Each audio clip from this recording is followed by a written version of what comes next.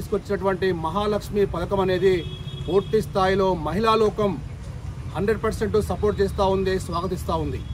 మరో ప్రక్క ఇటు ఆటో వాలా మరియు క్యాబ్ వాలా అదే స్థాయిలో వ్యతిరేకిస్తూ ఉన్నారు. ఆటోను నమ్ముకొని క్యాబ్ను నమ్ముకొని మా జీవనాన్ని కొనసాగిస్తున్న మాలాంటి నిరుపేదలకు కడుపు కొట్టడం అది ఎంతవరకు సమంజసమని ఆటో వాలా కాంగ్రెస్ ప్రభుత్వాన్ని నిలదీస్తూ ఉన్నారు. సో ఆటో వాలా ప్రతి సంఘాలు ఇక్కడ ఉన్నాయి, వారి యొక్క అభిప్రాయం తెలుసుకోవడానికి ఈరోజు చాలామంది ఆటో వాళ్ళ మనతో ఉన్నారు.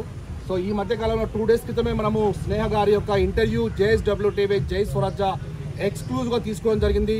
దాదాపు 10 లక్షల మంది ఈ మహిళా ఆటో స్నేహ గారి యొక్క వాయిస్ అనేది చాలామంది చూశారు, కంటితడి పెట్టారు.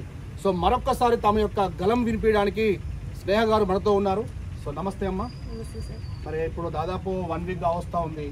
రేపు తెలంగాణ రాష్ట్ర వ్యాప్తంగా బంద్ కాల్ ఇచ్చారు.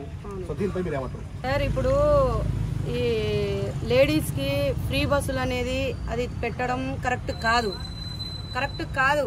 అంటే ఎందుకంటే ఇప్పుడు ఆటో నడిపే ప్రతి ఒక్క కోట్ల జనాలు ఉన్నారు. ఈ ఒక్క రాష్ట్రం మన వరంగల్ జిల్లా ఒకటే కాదు, ప్రతి ఒక్క జిల్లాలో ఆటో డ్రైవర్స్ చాలా మంది ఉన్నారు.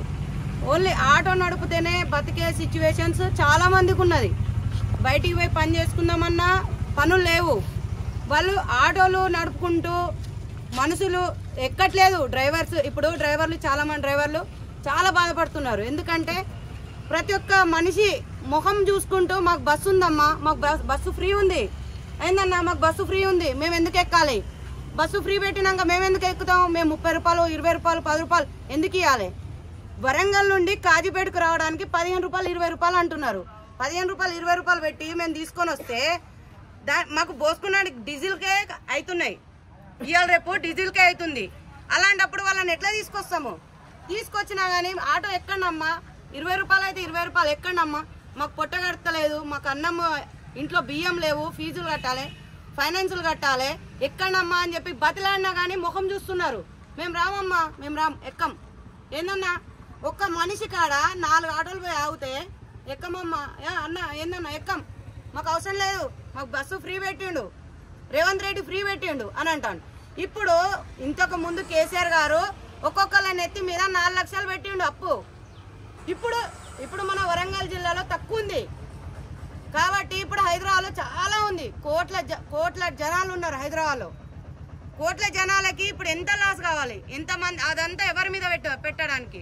ఇప్పుడు మా ఆటో డ్రైవర్లు ఇంతమంది ఉన్నాము, కొన్ని సంవత్సరాల నుండి నడిపే ఆటో డ్రైవర్లు ఉన్నారు, ముసలి వాళ్ళు ఉన్నారు, వయసు వాళ్ళు ఉన్నారు, మళ్ళీ కొత్తగా నేర్చుకొని నడుపుకునే వాళ్ళు ఉన్నారు.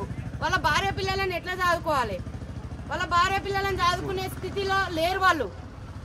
రోజుకి ఈ ఫ్రీ బస్సులు పెట్టక ముందు ఒక మనిషి ఇంటికి తీసుకుపోవాలంటే 1500 తీసుకుపోయేది. అలాంటిది ఇప్పుడు 200 300 తీసుకొని పోతున్నారు. 200 300 తీసుకొని పోతే వాళ్ళ తిండి ఎట్లా వెళ్తుంది, ఇల్లు కిరాయిలు ఎట్లా వెళ్తాయి, ఆటో కిరాయి ఎవరు కడతారు, ఫైనాన్స్లు ఎట్లా కడతారు, ఎట్లా బతకాలి. బియ్యం లేదు, బియ్యం అన్నం వండుకొని తినడానికి బియ్యం లేవు, ఇంట్లో కూరగాయలు కొనుక్కోవడానికి కూరగాయలకు డబ్బులు లేవు. ఇప్పుడు ఎట్లా బతకాలి. రేవంత్ రెడ్డి ఇట్లా పెట్టడం కరెక్ట్ కాదు, పెట్టద్దు, తీసేయాలి. కాకుంటే ముసలి వాళ్ళకి లేదా లాంగ్ పోయే వాళ్ళకి కాలేజ్ పిల్లలకి పెట్టాలి, అంతేగాని ఇట్లా పెట్టడం కరెక్ట్ కాదు.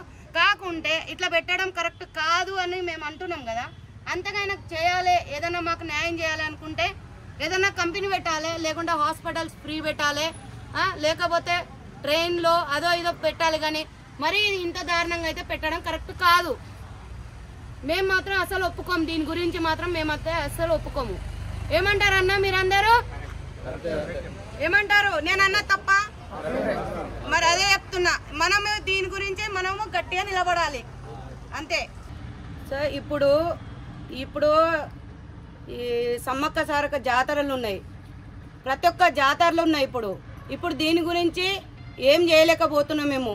ఇప్పుడు ఇంకా బస్సులు పెంచాలనుకుంటున్నారు. ఇంకా బస్సులు పెంచితే మా కుటుంబాలు ఏం కావాలి?